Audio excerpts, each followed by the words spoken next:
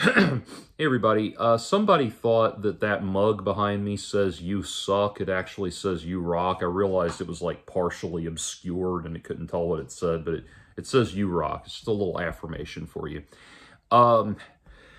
Anyway, so I wanted to talk about a rather important topic that I think does not get discussed enough within autism circles, and pardon me,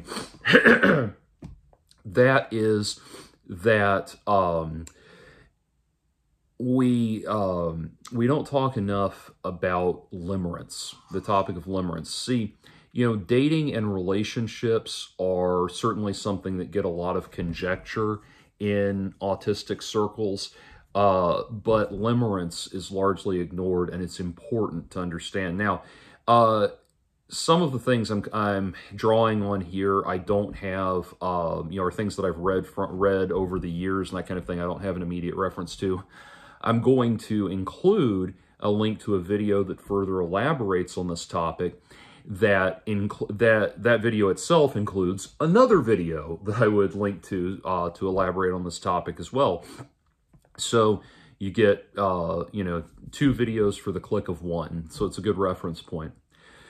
But anyway, with limerence, so what is limerence? Well, limerence is a crush, or like a crush to the next extreme. We all know what a crush feels like, that feeling of infatuation with somebody that precedes actually getting to know them as a person. Usually it's you crush on somebody, and then when you get to know them as a person, you either form a connection with them or you don't, or you find out that they're not the person you hoped they would be and you move on, and that kind of ends the crush. Whatever happens, the crush ends. And even if it moves into a relationship, into a proper relationship, the crush drops away and the actual relationship takes over. Limerence is very different. Limerence feels like a crush, but it is overwhelming, incredibly overwhelming, and it persists. It's a feeling of like aggressive blissfulness would probably be the best way to describe it. You know, happiness and joy so overpowering that you can cry and feel nauseous and want to vomit, but you feel like you want to joyously vomit almost, if that makes sense.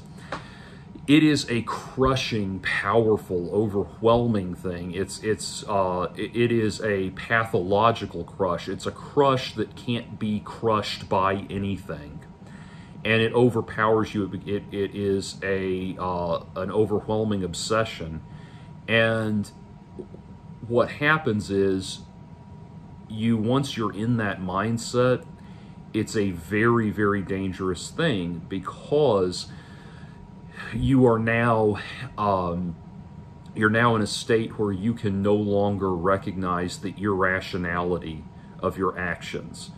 One of the best, you know, there's in Christian circles, there's the concept of the 7 deadly sins: greed, pride, wrath, sloth, lust, gluttony, and envy. And the best explanation I ever heard for why those are sinful is not the feelings. Those are describing feelings, all of them.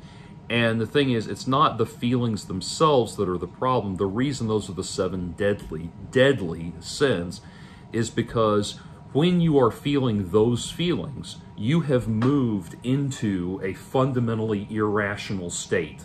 And when you are in an irrational state, that is when you're going to make bad decisions. That's when you could potentially hurt yourself and others. So, you know, if you are in the state of lust and you don't recognize that you're not able to recognize and regulate your feeling of lust, then you might have an unsafe sexual encounter. You might get in bed with somebody without taking their feelings into account. You might have an unplanned pregnancy. We all know the potential fallouts of sex. And, by the same token, wrath, if you lash out wrathfully at somebody, you could hurt their feelings, you could physically assault them, all of these things. We know we can all point to the problems that arise from knowing that, from going into one of these states of being, okay? So we have to, and so what you have to do, and one of the things that religious spiritual practice does, is it gives you a deeper, a sort of deeper programming that allows you, a subroutine that kind of interrupts you when you're going into one of these states, and you can understand what's happening. And that took me a long time to appreciate, but that's really the best way to look at it. Now, with regards to limerence is so overpowering that you really won't be able to rationally understand that what you are experiencing. You will not be able to put it down. Think about the difference between, to go back to my example, my comparison with wrath. Imagine, if you are feeling wrathful, if you are feeling like taking your anger out on somebody, you could potentially hurt somebody. Limerence is the equivalent of the stage beyond wrath, where you've moved fully into a totally irrational, not even an irrational state. You're acting purely on animal instinct, and you're like viciously attacking somebody. That is limerence for feelings of love and sexual desire. And it might feel weird to describe it that way, especially when, if you are feeling limerence, everything feels perfect. Watch the movie 500 Days of Summer is a great, case study in limerence. And the whole movie is about how this character, Tom, manages to delude himself, manages to ignore every sign along the way that this girl is not interested in him as anything other than a sexual fling. There's no romantic potential here. There's no hope for anything more than that. Everybody else can see it, and he can't. The day after they have sex, he's strolling walking down the sidewalk on his way to work, and there's like a Broadway musical number unfolding around him that symbolically represents how he's feeling. And that's limerence. And what's odd, as counterintuitive as it sounds, it is not a desirable state to be in. Like I said, limerence is limerence is a crush that can't be crushed. That's my saying for it. You think about it this way. Okay, when I was a senior in high school, I had a crush on one of my teachers who I thought was, smoking hot. And what was interesting was, she had one of the things that I just loved about her. It's that thing where you get enamored with little quirky aspects of someone. And she had her teeth. She had like a not buck teeth or whatever you call it, but like just a misalignment in two of her front teeth, and they kind of came forward a little bit. And that's a weird thing to describe, but it like had an effect on her overall look that I really liked. And so I went away to college, and I'm sorry, that was not my senior year, that was my junior year. I didn't have her my senior year. But anyway, I went away to college, and I came back Christmas break after my first semester from college. I came back to the school I was going to here in Georgia to, visit everybody and say hi. And I saw her and spoke to her for a minute. And she had gotten braces and fixed that weird little quirk in her teeth. And that quote-unquote crush, or that irrational attraction I had to her, gone. And that's the thing. It's like, that's a crush. You can run into something so ridiculous. This is the same person, the same quality of human being, the same otherwise attractive person, but it's like something that simple can crash you back down to earth. You know what I'm saying? Limerence is potentially horrifying. And I'm going to get into how this relates to autism in a moment. But it's a potentially just horrifying thing. if you have, well, put it this way, limerence is like a crush that persists long after, you know, you've been told by the person that they don't want you. You know, they're not interested. It persists. You know, it's like if you're experiencing limerence, when a person tells you they're not interested in you, you will feel like some kind of grave injustice has been done to you. Or you'll feel like the other person is confused in some way, or they have some kind of emotional problem that's keeping them from connecting to you, or something you'll do, and you will think everything except this person's just not interested in me. And the thing about that, the reason you'll do that is because what you're dealing with is an addiction. The part of your brain that responds to limerence, and this is where I said I don't have the citation source on this, but I've seen it. I have seen this, seen this reported. The part of your brain that responds to limerence is the part of your brain that gets addicted to cocaine. That's how powerful it is. And a lot of the stories throughout history that we consider these tragic romances and everything, they are not romances. They are meant to be warnings to you about limerence. And the greatest example of that of all is Romeo and Juliet. Romeo and Juliet is not a love story. It is a warning about limerence. It's a warning to people who are, and you think about where Romeo is in Romeo and Juliet. At the beginning of the story, he's already having crazed limerent feelings for another woman. And when he meets Juliet, and he's brokenhearted about that, and his buddies say, well, come with us to this party, and he comes with them to this party, and he sees Juliet, and immediately just transfers all of his limerent desires onto her. And that's the thing. It doesn't matter who the person was. The point is the feeling. The point is this overwhelming feeling. And so this asshole, Romeo, goes after this this equally young and equally naive young girl. And over a very short time period, they proceed to fuck everything up for both of their families and themselves and end up dead. Spoiler alert. But anyway, and that is meant to be a lot of these stories. Like I said, a lot of these stories that we think are love stories, tragic love stories like that, are actually warnings. They're actually written as warnings. So here's the thing about limerence, and I won't lie, I've experienced limerence, and it's actually I'll give you an example from my adult life. This was years and years and years ago. There was a girl that I went to high school with that I reconnected with as an adult.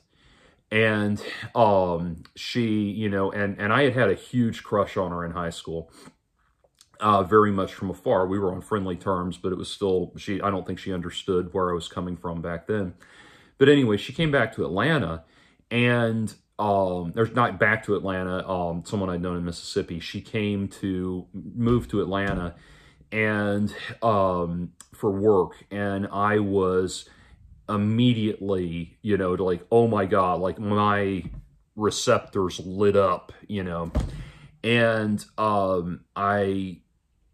she was obviously wanted to see me, excited to see me. Now, I'm not going to go into the depths of, our interpersonal relationship. We had some positive encounters and positive exchanges and all of that, but I was on another plane of existence. I was completely I was in the mindset of this is foretold in the stars. This is the planets are aligning. This is, I'm so, and when you find yourself, this is a sign of limerence, and it's something you have to be careful about, is if you find yourself, if you find yourself planning planning your future, obsessively planning your future with somebody, and you are not in a position, and you are not in a state where the both of you are realistically talking about your future together, That's limerence. You know, if you're already, like in her case, I already had this elaborate and very, this elaborate and deeply romantic way in which I was going to propose marriage to her. And I'd hung out with her like 3 times, since she had kind of come back into my life. That kind of thing. When you have so wildly jumped the gun like that, that's limerence. And here's the thing. If you are hearing this and you're currently in a limerence state, you're probably going to think I sound like a total asshole. I understand that, because I've heard people say things like this when I was in a limerence state, and I thought they were total assholes. Here's the thing. What your brain is doing right now, the reason your brain is making you think that I sound like a total asshole is because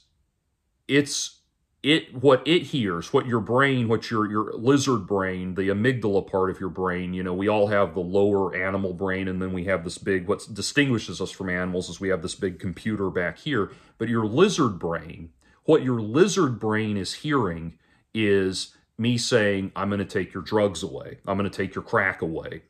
That's why you're having that negative reaction. Your mental reaction is the same mental reaction as someone who's telling a junkie they need to get clean. That's how strong limerence is. And for autistic people who have trouble with emotional self-regulation anyway, limerence is a motherfucker. It's just like there are people who can drink alcohol responsibly and people who absolutely never can touch the stuff.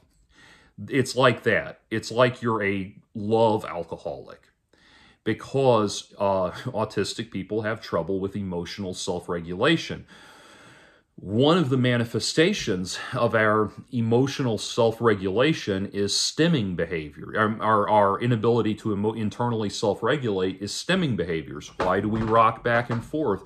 Why do we tap? Why do we why do we shake and all of this stuff? That stimulation is meant to give us kind of the internal hug that we're not getting. The hug, it's kind of like normal people are capable of giving themselves a hug, if that makes sense. And that's because they have properly experienced emotional encounters with their parents and adults and that kind of thing in such a way that they can transfer that onto themselves, And so they can transfer that onto themselves, give themselves that internal hug, and kind of calm, self-regulate. Autistic people struggle with that. And so here's the big kicker. Limerence is a stimming mechanism. Let me repeat that.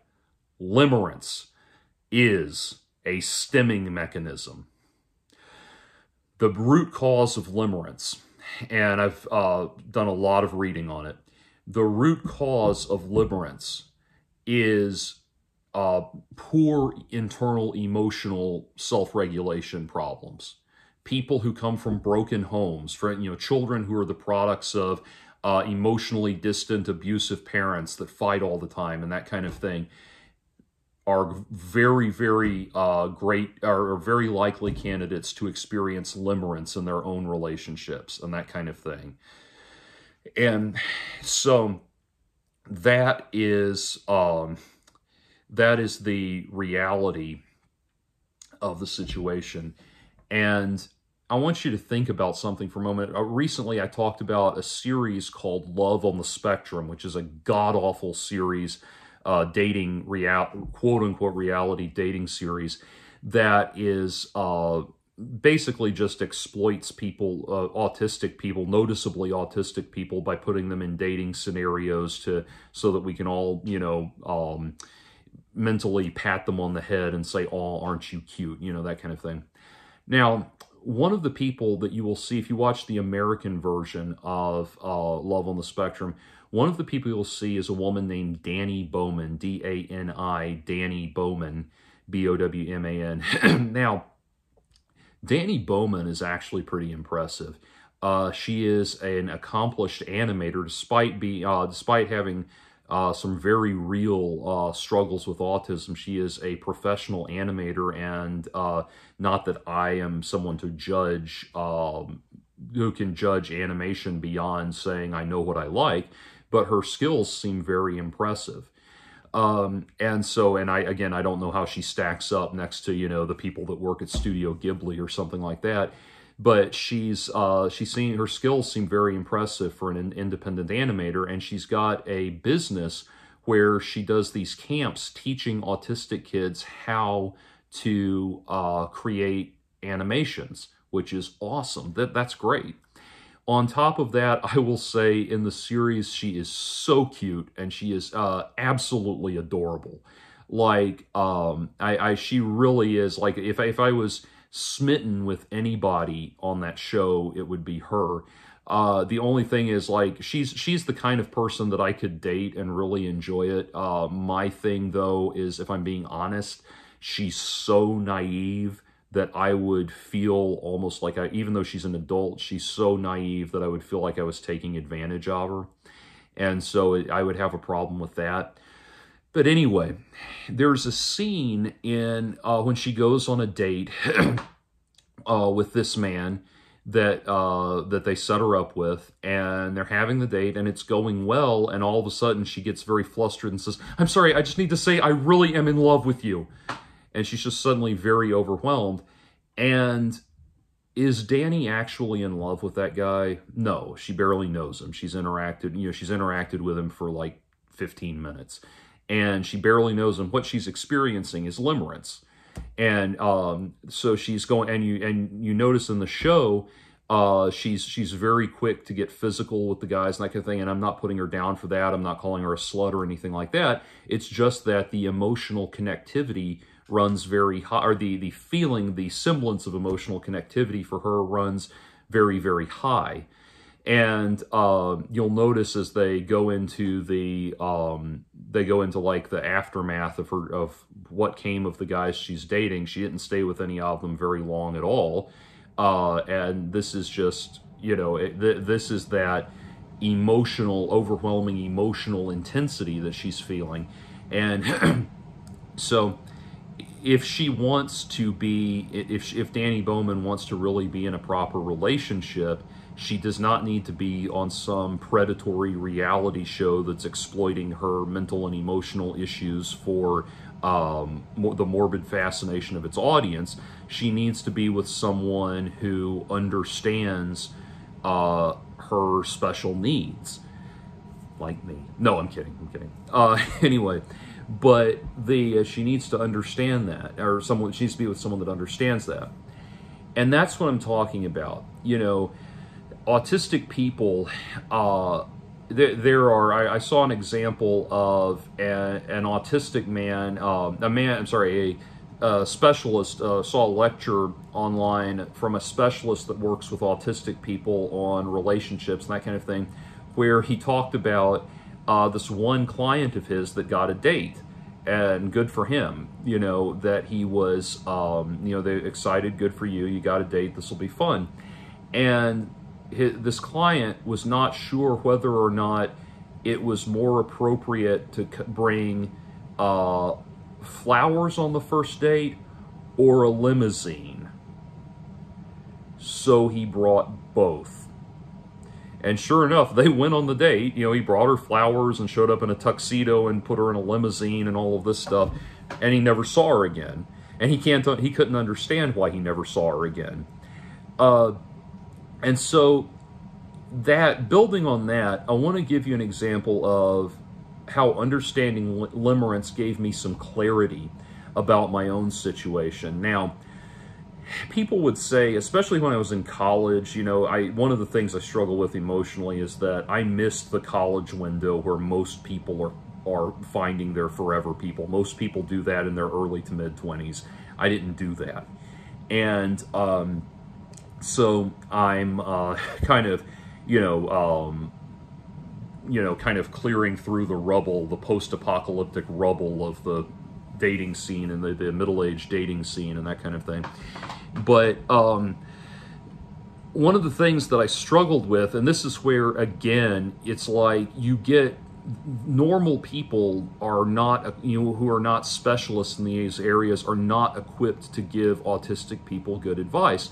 But I would say, I would say like, I was having this very pleasant conversation with, it's like, say, okay, it would be something like, I went to the bookstore, in my case, like the Barnes and Noble at the Prue Center in Boston, and I saw this girl from one of my classes, and I went over and struck up a conversation with her, and we talked for like 20 minutes, and I said, well, this is nice. Do you want to go, would you like to go get dinner sometime? And she's just, she says, sure. And I say, good. I say, great. What works for you? And she's like, oh, I don't know. I've got to go, and walks off or something like that. And I'm probing through all of my, everything I did. Did I do anything wrong? No, nothing problematic in what I did and how I handled myself. But there's this other layer to it. And here's the thing. What people would tell me is things like, well, you probably sounded desperate, or you probably sounded needy, and girls can pick up on that. And you get and that's the kind of advice where people say that, and you just want to be like, fuck you. I mean, I'm trying to relate to people, and I don't understand what's going on here. And the thing is, we have to understand, and we have to be humble enough to accept, as autistic people, we have to be humble enough to accept that normal people have something that we don't have, and that is a great, great ability to fixate on or have an awareness of another person's emotional state. That's called empathy. And the thing is, we as autistics, I think, tend to watch the scenario like we're watching a movie, or we're watching, a theatrical production. It's like we're watching it unfold rather than being an active participant in it. Because being an active participant in it entails, being an active participant in it entails emotional reciprocity. And here's the thing, emotional reciprocity is that, I've talked about it in that series I did on Why Autistic Men Should Stay Single, which I admit that was heavy-handed the way I put it, but at the same time it kind of needed that level of bluntness. But anyway, I talk about there's this underlying thing that normal people have when they're talking. It's like they're talking, and these like invisible ghost things come out of them and start intermingling while they're talking. And what that is their empathy. They start emotionally connecting like that. Now, here's the thing. Here's what seems desperate, or when we start saying desperate or needy or something like that. Here's what they're referring to, and this has been so badly articulated so many times. I'm sorry, I keep getting distracted because I realize that the time clock at the top of this video sitting on my forehead like that makes it look like I'm wearing a hair bow. You can't see it in the video, but anyway, I keep noticing that. Maybe I should just wear a hair bow. Anyway, but that what we call neediness and that sort of thing, imagine, women, I think women especially, and this has been suggested to me, and I agree with it rather, women are especially primed to be aware of men who have entered a limerent state. And think about it and that makes sense from an evolutionary standpoint. If you are in that limerent state, that fundamentally irrational state, what did we say about the 7 deadly sins? Is a dangerous man. He's dangerous. He could, again, what did we say about somebody who tries to take your drugs away from you? And you're snapping back at that person. You're a dog getting his dish taken away, that kind of thing. They're afraid of that. They're afraid of, again, the potential ramifications of somebody who never deals with their limerence, things like stalkers, romantic stalkers, intimacy-seeking stalkers, that sort of thing. Women are primed to notice that because women are the ones who, by and large, get approached. So, if you are not, if you are experiencing limerence, no matter no amount of conducting yourself, if you are, this is to autistic men to learn this lesson, if you are experiencing limerence as you talk to a woman, that will convey to her. And that is what is scaring her. She is primed to notice that. She is primed to notice if you are too aggressive or more aggressive in the situation than what she notices. And you cannot suppress that limerence. You cannot hide it. You cannot you cannot suppress that limerence and fool people. They're going to know. And so I say that because you need to be emotionally self-regulated. If you're not emotionally self-regulated, you're not constantly totally on top of your limerence, and you're not honest with yourself that you have this problem as an autistic person, you're going to always be, you know what, I'm just going to say what I wanted to say. You're not going to have a good time. Anyway, that's what's going to happen over and over again. And so like I said, I'll give you one situation.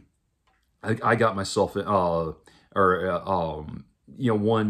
aggravating annoyance. This is a mild thing, and thank God I'm at least someone who's if not natural, not instantly empathetic. I'm at least somebody who's somewhat self-conscious. So when things get awkward and embarrassing, I'm somebody that's going to just leave it, drop it and leave it immediately. That would just go scurrying away. So that's kept me out of a lot of trouble, I think. But I'll give you an example. When I was in college, I had this ritual where, talking about the Prudential Center, the Prudential Center, there was, I don't know if it's still there, but there was an Applebee's in the bottom of the Prudential Center. And every Saturday I had this little ritual where I would go get a little bite to eat at the bar at Applebee's. And I always drank a glass of Mountain Dew. And I became so predictable that as soon as I would walk in, they would put my order in every time. And it was a chicken parm with the mozzarella sticks, the appetizers, and a glass of Mountain Dew. I would walk up to the bar and a Mountain Dew would be sitting there for me, like at the same spot every time. Anyway, so I got to know everybody there. There was one waitress there that I went to my college, went to Berkeley, beautiful girl named Kat Mulvaney. She was just a friend of mine, but beautiful girl. Sadly died in a car accident a number of years ago, but very talented musician. And that really, that really sucked. But anyway, I got to know, the bartenders and the wait staff pretty well. So one year, as I'm wrapping up my my spring semester and I'm getting ready to go home, I was eating at Applebee's for the last time of the year before I went home. It's the finals week and that kind of thing. And this there was this one waitress. There were two Ashleys that I got to know, and they both liked to stop and stand there and talk to me, and everything would take time to talk to me. And they were neither one was my waitress, so it's not like they were buttering me up for tips or something. So we would enjoy talking and whatnot. Anyway, so one of the Ashleys at the end of the year, I said, well, listen, I'm going to be going, or I'm, next week I'm going home for the summer, but when I get back, I'd love to do dinner if that's cool. And she said, yeah, absolutely. And I sent, she gave me her number, and I remember I sent her like a follow-up text the next day, like, hey, it's Jordan, I hope you have a great summer, looking forward to seeing you, something like that. And I left it, I left it at that. Towards the end of the summer, I messaged her twice, messaged her a couple of times to say that, hey, I'm on my way back, wanted wanted to see when I could see you, that kind of thing. And I didn't hear anything back. So when I got back that year, the following fall semester, I called her, and this man's voice answered, and I said, "Hey, is Ashley there?" And he says, "Dude, it's okay, man." So, what? It's okay, man. I said, like, what are you talking about? I said, dude, she doesn't want to talk to you, but it's okay, man. I just hung up, you know, and not going to deal with this bullshit. And it's like, and it's like I said, I have a very low threshold for bullshit, which saves me a lot of aggravation in this area and everything. So something I had done or said made her feel uncomfortable, and I was not so emotionally invested in that was like devastating or anything. And especially at that point, I'd already been diagnosed with autism, and I was already in therapy and kind of learning about myself and how I needed to start thinking to deal with the world and, you know, regulating my thought processes and all that. So I just moved on from it, and I never saw her again. But that's what I'm talking about. Like, something I did or said somewhere in there. It could have been the night that I asked her, you know, essentially asked her out, asked for her number. I could have betrayed a sense of limerence then. And she could have, and that's something that a lot of guys, autistic guys, don't understand. Just because a woman gives you her phone number does not mean she's not blowing you off. And so, and it doesn't mean she wants to hear from you, you know. So it can be just that was the most convenient way for her to get out of the situation in the moment.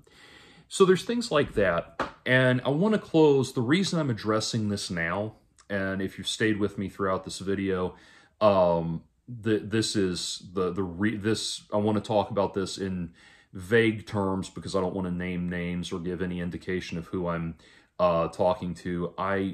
As I look at myself in the camera, it looks like this cheek is inflamed or something. It's not. It just, the lighting or something looks like I'm packing nuts for the winter.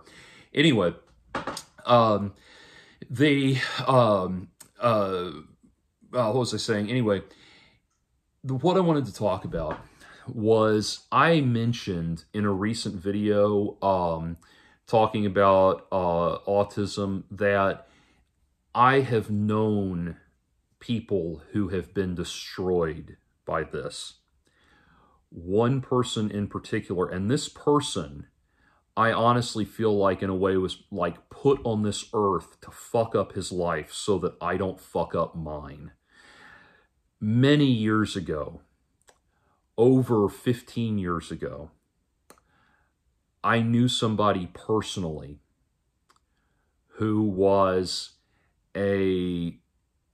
sorry, this is the autistic part of my brain kicking in. It's about to be 16 years ago that I knew this person. Anyway, in 2024 it will be. But anyway, I knew somebody personally who turned out to be a romantic stalker. Not of me, a romantic stalker of women. And if you were to, I don't want to say anything that could identify this individual at all, and I have to choose my words carefully. But if you were to take everything that I just explained about limerence being a state that cannot, you know, the crush that can't be crushed, that applies to this individual perfectly. He is a man who is, he was middle-aged back then, late middle-aged back then. He's now an elderly man. And he has a level of, I don't know if he is autistic or experiencing some other demented state of mind or something like that. But he is so, what I do know about him is that he is so consumed by limerence that it has destroyed him and destroyed his life.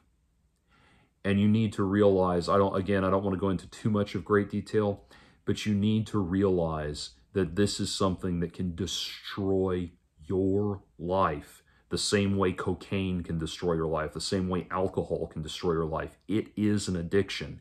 And by the way, one of the things that helped me deal with it after that friend from high school scenario I talked about, I spoke to a therapist that specialized in men's health issues who explained this to me. Said, you're detoxing.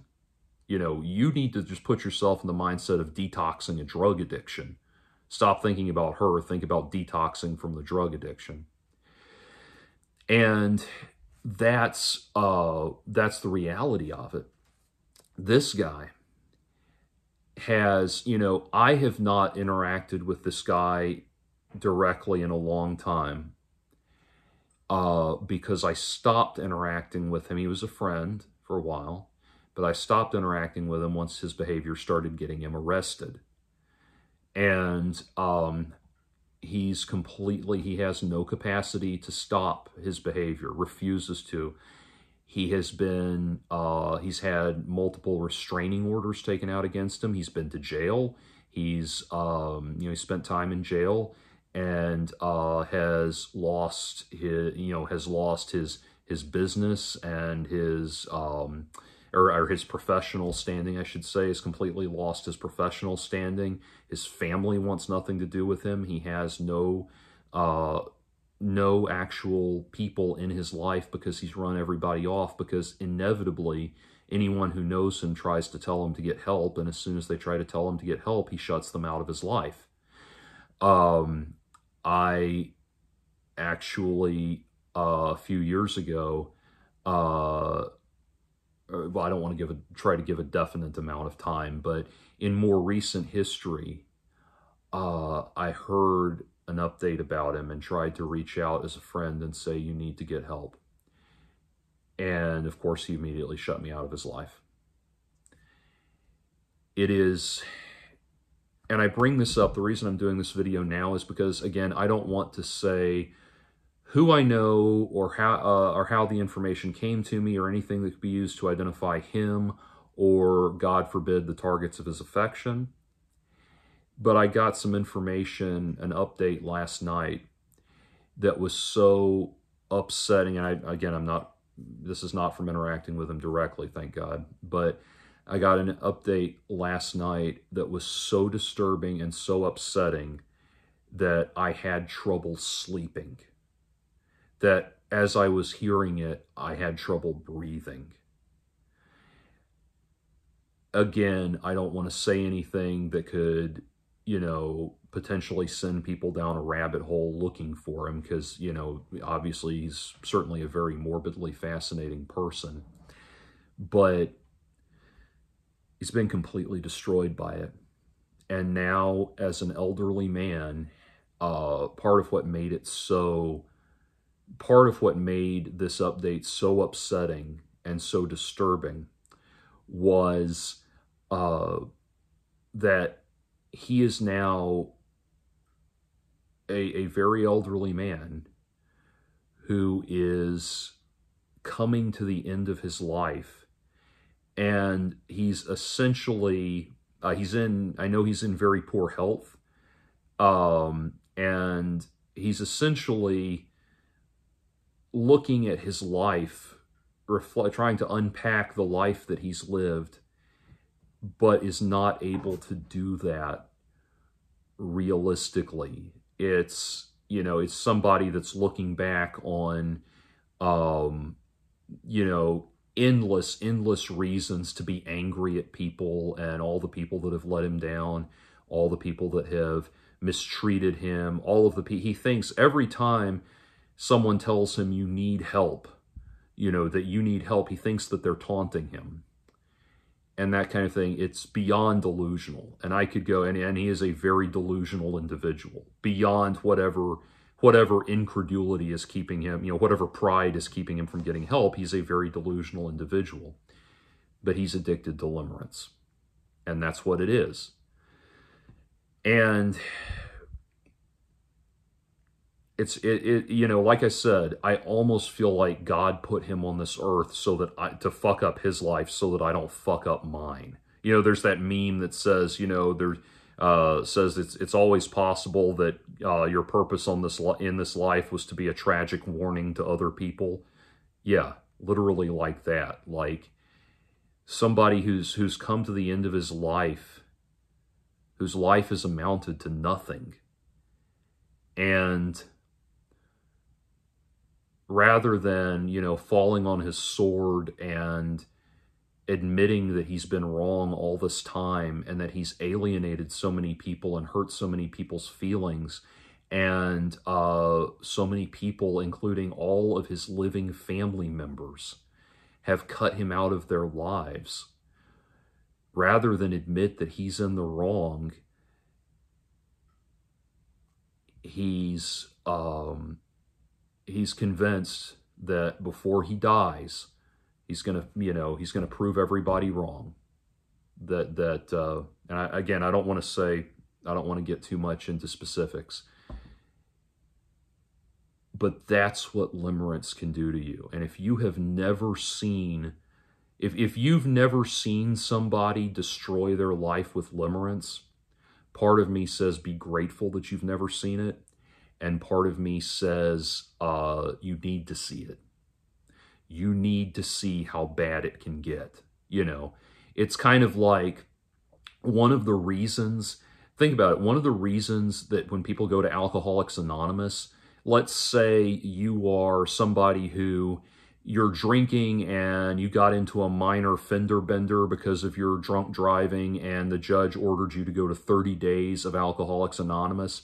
I've known guys that have been in situations like that, and they say one of the main things that stays with them when they go in Alcoholics Anonymous is they sit there and they listen to the stories of people who have it worse than, have had worse experiences with alcohol than them. Like one of my buddies years ago had to go to court-ordered AA meetings, and he said one of the stories that just stayed with him was about a man who was like was from a man who was a just fall down blackout drunk, who one night in a blacked out drunken state fell asleep in a garbage dumpster, and the truck came and the next day and picked up the garbage dumpster and dumped it into the thing, and he fell into the trash compactor and it crushed his legs.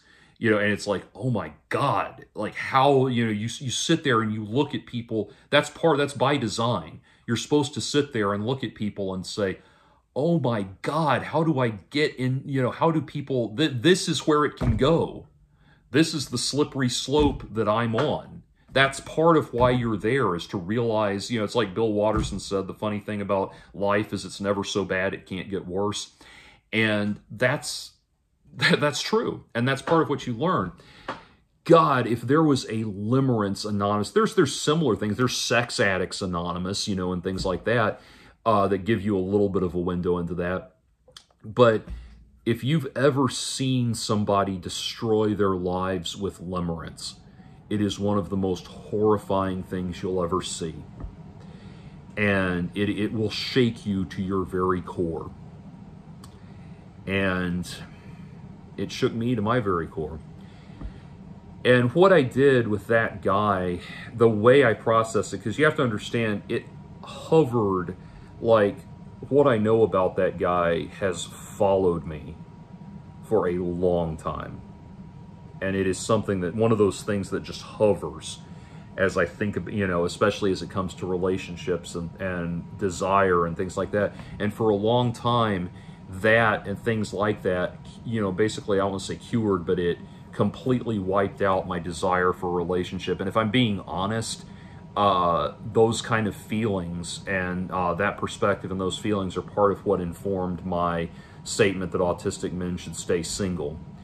You know, and when I say, oh, I don't want it, you know, that's part of what I'm afraid of. And so, yeah, so it's weird. It's like, the scary thing is thinking like, okay, I have to fight back against limerence with every ounce of my being, but if I want to be in a relationship with somebody, it's like I have to know how to use limerence responsibly. And that's scary. That's scary. It's like being a cocaine addict and knowing that thinking that instead of getting clean, you have to learn how to use cocaine responsibly. I mean, that's pretty much what's happening. I will say this, an interesting resource to all of my autistic viewers out there and everything. One of the things that unfortunately makes it difficult for autistic people to understand love and relationships is that we learn a lot about love and relationships from books and movies. We tend to live a life of the mind and be very introverted, and we learn about what we think love is supposed to be from books and movies and stuff like that. Here's the thing. It's kind of like, think about how many movies you've seen about airplane disasters. Airplanes go, stories about airplanes going down, or hijackers on airplanes, and horror stories like that. Do you ever see movies that's just about a plane, a routine flight, from New York to Chicago or something like that, and nothing particularly interesting happens? No, of course not. You don't see that movie because it's not interesting. And it's kind of like that. The relationships you see in movies are big, loud, huge, sensational things, unusual, bizarre, over-the-top things, because that's what's interesting. And you have to remember, movies are not there to present you with a realistic concept of romance. They're there to be stimulating. And that's the difference. If you want to see a great movie, and this is a great resource for autistic people, if you want to see a great movie about a healthy adult relationship developing in a natural way over time, and it's especially good because it's about two very bookish, introverted people that think love is about big fireworks and limerence and all of that, and them learning the reality of love. It's a really beautiful movie called The Mirror Has Two Faces. It stars Jeff Bridges and Barbara Streisand. I think it's a remake, but that's the version I'm referring to. And of course, Barbara, being on it, has a great soundtrack too, and she does a great duet with Bryan Adams. But it's this really just touching, beautiful love story about people, nerdy, introverted people. They're two college professors, middle-aged college professors that have never had love, and they're finding out about what love is. A depiction, if we're using Barbara Streisand as an example, a depiction of a limerent relationship, limerence in a relationship. Go watch her adaptation of A Star Is Born with Chris Christopherson, which is infinitely better than the Lady Gaga, Bradley Cooper version, as much as I like both of them. But anyway, that is a depiction of a limerent relationship, a very unhealthy limerent relationship. So that's the difference. That's what you need to understand. And yeah, like I said, it's something that every autistic person needs to understand, and every autistic person needs to unpack. It's going to involve a lot of very embarrassing self-awareness. But I'll close with this example. I dated a girl towards the end of my college years. This was actually in the last semester of my years at Berkeley. I had been dating around and dating girls, and had not really felt the connection I wanted to feel with somebody. I met a woman. I was taking this movement in it was like a body awareness. It's one of those things you take because you need to fill out one more credit, But it was like a body awareness thing for musicians. And it was literally like we would lay down on these mats and do contortions and stuff like that. It was fun. I mean, it was enjoyable. It was relaxing. I felt, like I was giving myself my own chiropractic exam or something. But anyway, the girl next to me was this really beautiful Malaysian girl. And we started talking and just chatting. And we had it was what I remember most about the first chat we had was how easy it felt. That easiness. It was just gentle. It was just in the moment. I felt no fear. I felt no excitement. I just felt this pleasant sensation of being in the moment. We enjoyed talking and walking walking home, her apartment was like adjacent to my dorm. We would leave the building. It was both of our last classes of the day. We would leave and walk down the specific street and come to the intersection and part ways. And that became like this regular thing. And I realized after a point she was waiting for me. I never had to say, hey, do you want to walk home together? We never planned that out. It just started happening. And we had this wonderful, pleasant, experience. And then we started, when we would part ways, we started hugging. Hugging became okay for a while. And then I got bold and I hugged her, and obviously everyone's shorter than me, but I kissed her on the top of the head, and that was okay. And then kissing her on the cheek became okay. And then kissing her goodbye became okay. Kissing her on the lips goodbye became okay. And we started having an actual relationship.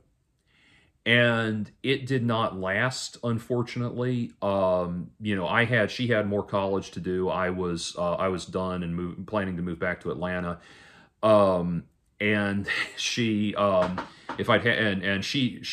misjudged what semester I was in and thought I was coming back, which was part of why we miscommunicated as we were parting ways.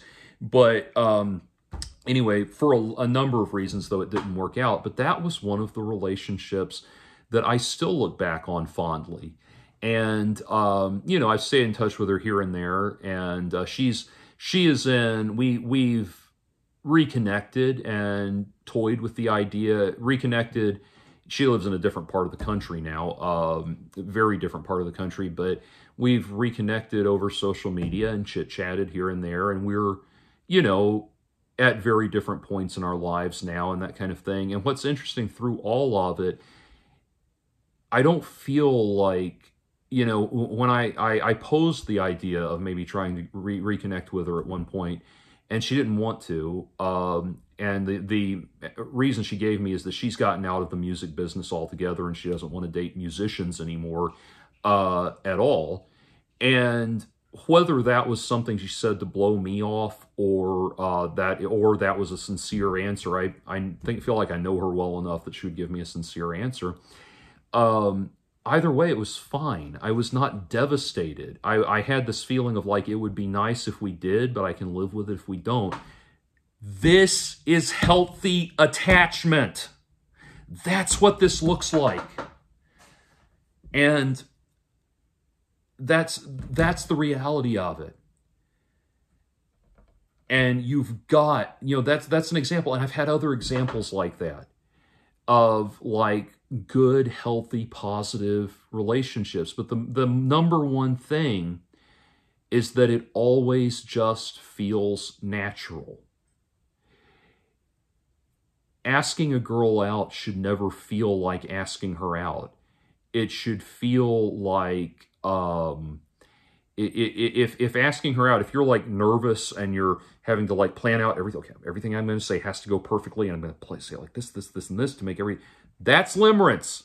Get that shit out. In fact, if that's how you're thinking about that girl, you should probably forget about her altogether, because not experiencing limerence is more important than, getting with anybody. Anyway, if you are in this easy state, there's this great song by Chicago, Just You and Me. And there's in the bridge, he had in the turnaround in the bridge, he says, "Loving you, girl, it's so damn easy." And that's what you should be feeling. Like your joy and your euphoria should be coming from this place of ease. Everything feels easy. There's no confusion. There's no frustration. You should not be thinking about the future like, oh my God, we've had 2 great dates and I'm now fantasizing about how I'm going to propose to her and all that shit. No. If you've had 2 great dates, you should be thinking about your 3rd great date. That kind of thing. Just pleasantly looking forward to it. You will have deep attachment with people, but it develops over time. It develops naturally. And it is just you have to trust me when I say there is no version of limerence that is satisfying. One of the women, this is getting way too long, I want to wrap it up, but one of the women that I listened to in a YouTube video talking about her experiences with limerence said that her idealized version of this man she was dating was so intense and so extreme that he would come over to her house and have sex with her. And while he was having sex with her, while he was inside her body having sex with her, she would be laying there, longing for him to finish up the sex and leave so that she could get back to fantasizing about the fantasy version of him, the limerence fantasy version of him that she had in her mind. That's limerence. It's an absolute motherfucker. Proceed with caution.